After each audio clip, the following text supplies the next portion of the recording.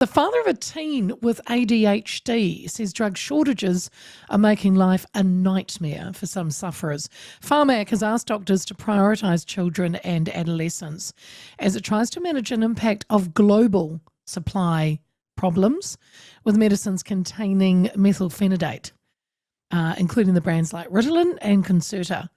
ADHD New Zealand spokesperson Darrin says Pharmac has done a good job of trying to manage the shortage, but a survey this month of 600 of their members found that they were being affected, including a 16-year-old daughter who has run out of her usual medication. And we welcome back onto the show Darrin. Good afternoon. Afternoon. How you doing? Good to talk to you again, Darrin. Firstly, do you know, or can you tell us what has led to this global shortage of ADHD meds? Is it for the past couple of years? Yes, it's very much the perfect storm. There's 4 or 5 key things that are happening.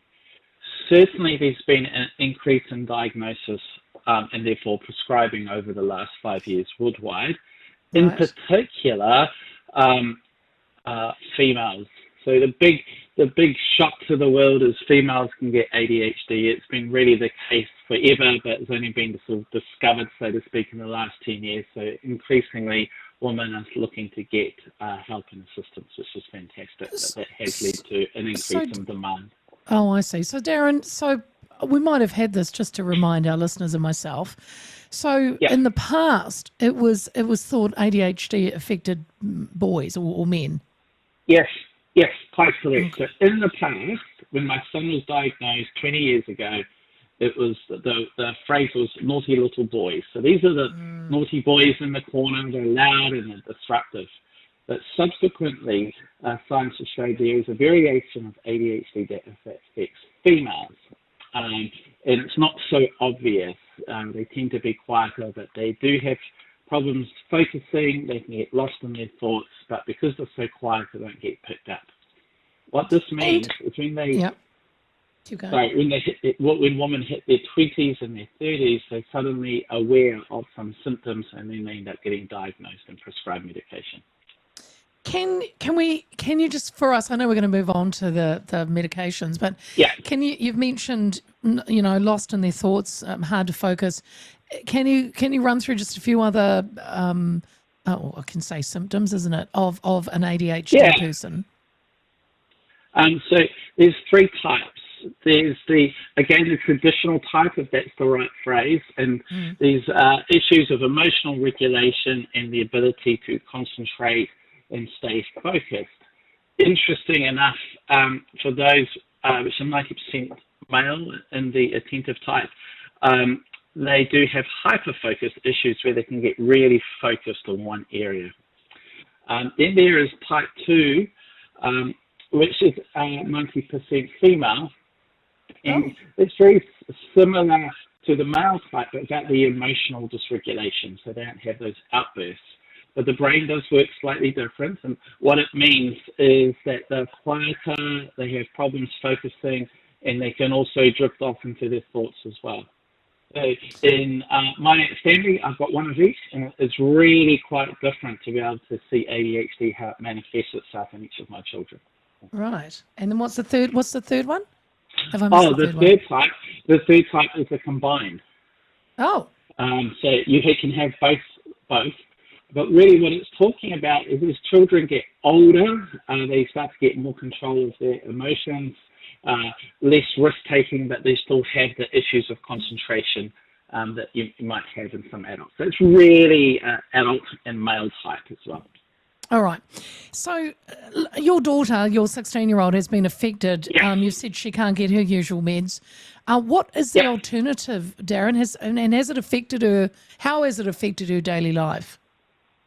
Yeah, so for Georgia, what the medication does is keeps her brain going. It allows her to focus.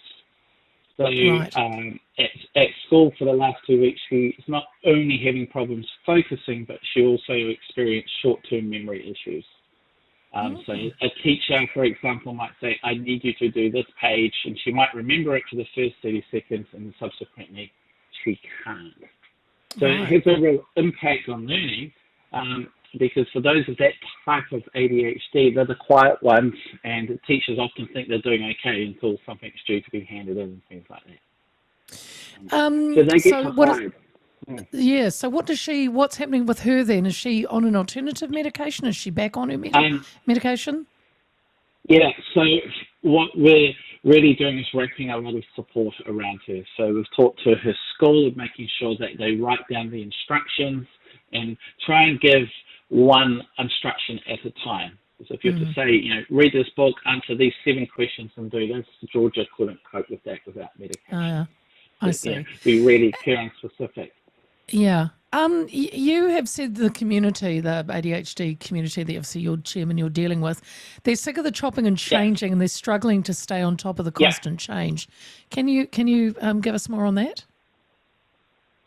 So what's been happening for adults in particular, so if there's a shortage in New Zealand of, say, Ritalin or Concerta, pharmacists saying, hey, look, you can go to this alternative, or Tiva, they've been really flexible in helping that.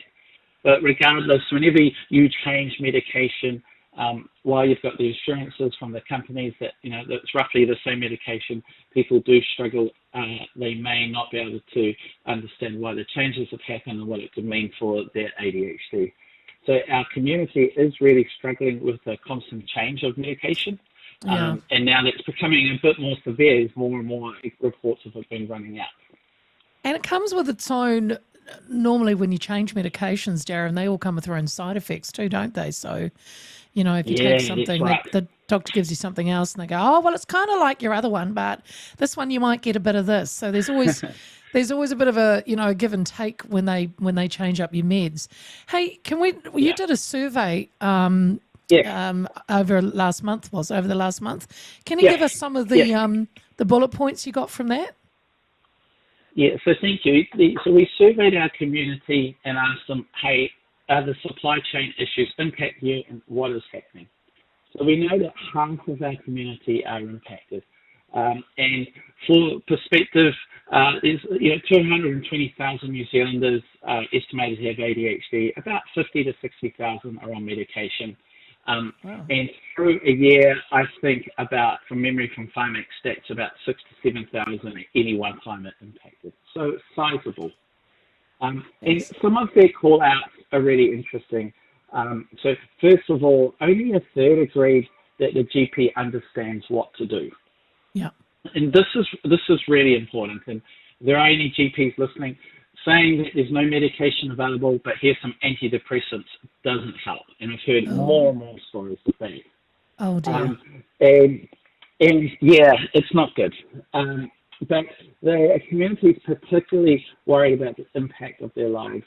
And so 2/3 impact, there's a significant impact. And of that, a third are roughly impacted about losing their job.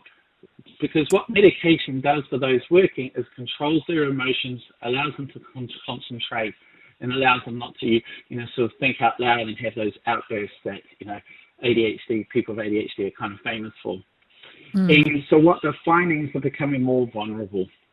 Right. Other aspects of our survey, you can extend it into relationships, you can extend it into learning. That risk-taking, that connection, that being a little bit hyper or a little bit lost in your thoughts really can impact someone's success in their life. I see here that I've seen a couple of stats that you've sent me, Darrin, and it says that only 36% agreed with the statement that I'm satisfied with my GP's actions during the shortage. So that's a very small amount. There's a lot of people out there that are not satisfied with what they're getting at the moment or the help that they're receiving. That's right. It kind of speaks to a wider issue. Is another survey we did shows that roughly 30%, so a third of our community, or less than a third, think that GPs understand ADHD. Okay. And that's a real issue. And the Royal College of GPs is doing a good job, but for us, it's probably not fast enough. And I remember 2 years ago, so my son's 20 now, and the GP telling us when we were renewing his script or asking us, you must be really glad that Matthew's about to turn 18. It means he can go off his meds because he'll no longer have ADHD. And I just remember staring at him and going, how do I answer that? But that's the sort of education that is needed.